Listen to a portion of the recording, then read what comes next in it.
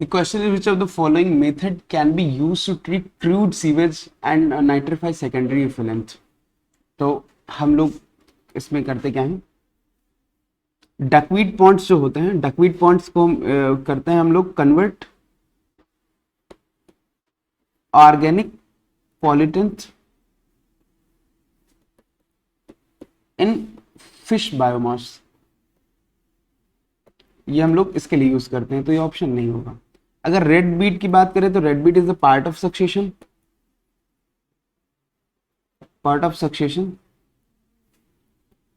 From young reed which colonize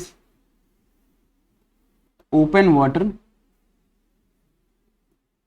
and can be used to treat liquid effluent.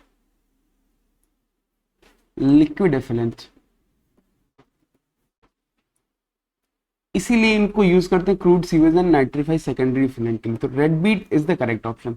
Algal fish pond की अगर हम लोग बात करें तो ये इंक्रीज यूज की जाती है, increase the quality of water, increase quality of water.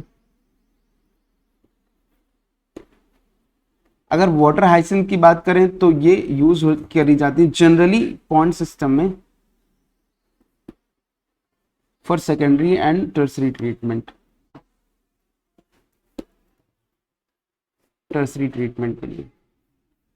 पर इसका करेक्ट जो ऑप्शन है वो है red beet, because red beet जो है वो crude sewage and nitrify secondary effluent को अलग करता है। तो correct option is red beat.